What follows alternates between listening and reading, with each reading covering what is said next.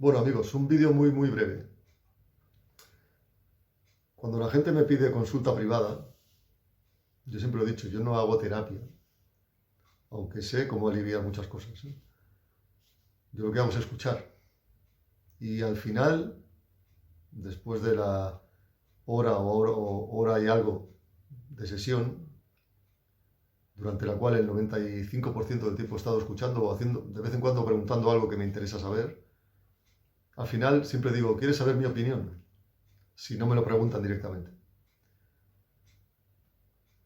Y con el paso del tiempo y la experiencia y habiendo escuchado a tanta gente contar su historia de vida, sus historias, sus anécdotas, ¿no? Sus tribulaciones, ¿no? He aprendido a que es muy importante tener empatía con quien te habla, pero no dejarte llevar por el drama.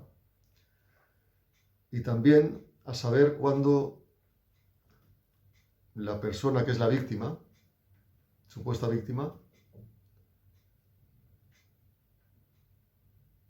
te está explicando algo que puedes atribuir a la influencia, a la maldad, al, al, al mal hacer del psicópata, o se la tienes que atribuir a la víctima porque como adulta es responsable, como persona adulta. Entonces, siempre que me encuentro con este tipo de declaraciones, este tipo de uso del lenguaje, y me lo encuentro con cierta frecuencia, que es, bueno, cuando yo estaba con él o con ella me hizo hacer tal cosa, me obligó a hacer tal cosa, hice cosas que yo no quería hacer. Yo siempre digo, eso yo apunto todo y lo registro mentalmente, pero al final siempre digo, esto lo hiciste tú voluntariamente. Tú eres una persona adulta, responsable, autónoma. Hay otras cosas que no, pero esto sí. Sobre todo cuando se trata de cosas que van en contra de tus principios, de tus valores, de la honestidad, de lo que tú sabes en el fondo de tu mente que es correcto. Cuando haces algo que es contrario, no le puedes echar la culpa al psicópata. Seguro que el psicópata lo intenta, te intenta convencer, seducir, persuadir, chantajear y en algunos casos, muy pocos también, intimidar o amenazar. Pero al fin y al cabo, hay cosas que son responsabilidad de la víctima y hay otras que no. Y no le estoy echando la culpa a la víctima porque ya sabéis que yo siempre voy a estar del lado de la víctima. Del lado del que sufre, del lado del que es abusado, agredido, engañado, timado, humillado, del que no tiene apoyo, eh, del que fracasa también. Yo no estoy del lado del triunfador y mucho menos del agresor.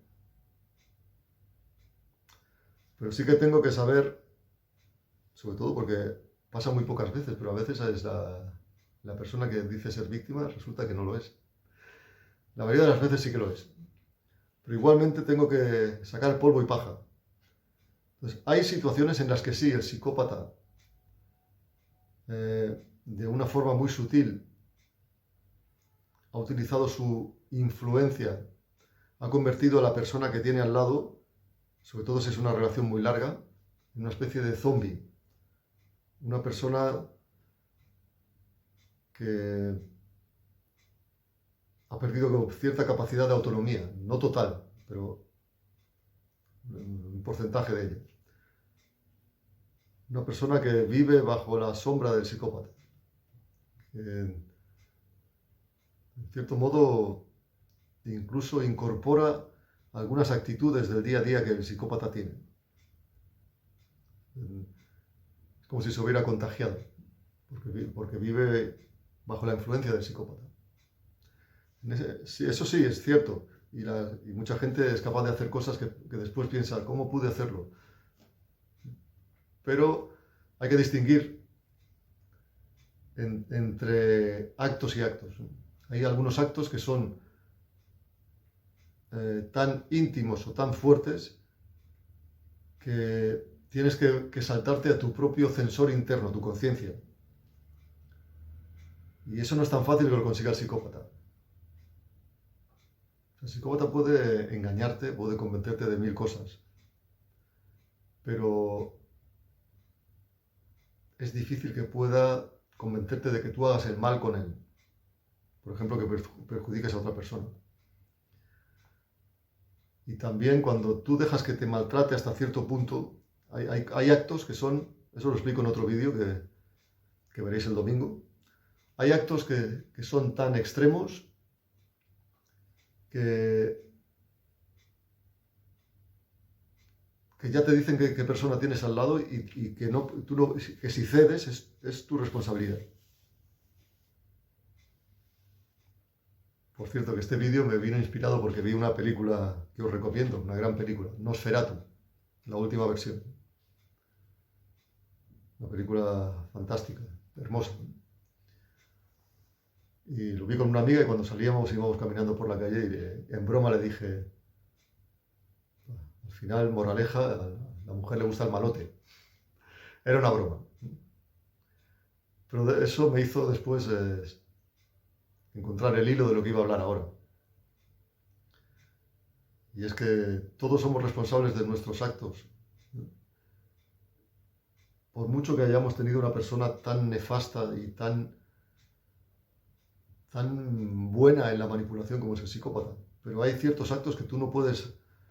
es difícil que una persona normal y que tiene valores y tiene honestidad dé ese salto, por mucho que le empujen. ¿Me explico? Pues eso es lo que quería decir en este vídeo. Yo siempre distingo entre el daño que te han hecho, cómo te han engañado, y también actos en los que tú debiste decir que no.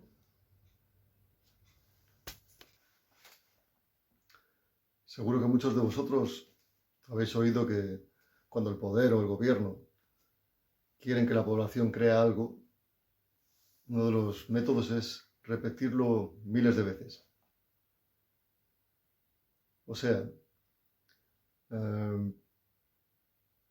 por medio de los medios de comunicación, la cultura, etc., el mensaje se va a ir repitiendo de forma paulatina, poco a poco, progresiva, y creciendo, y también de forma machacona durante mucho tiempo, largo tiempo.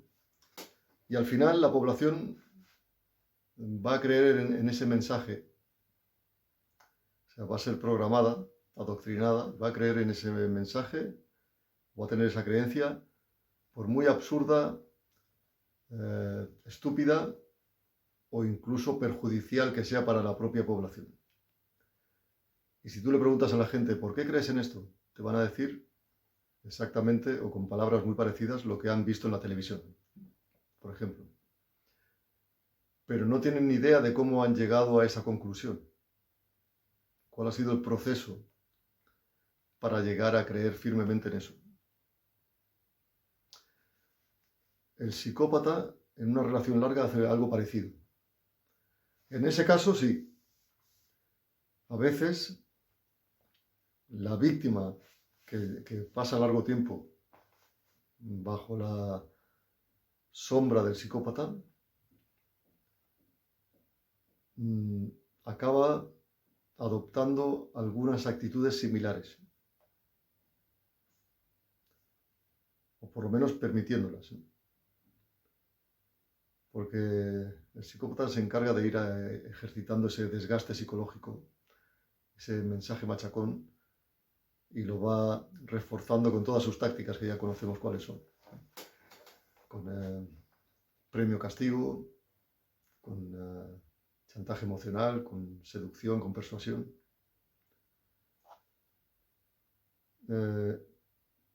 Bueno, al final es muy parecido a lo que sentiría una persona en una secta,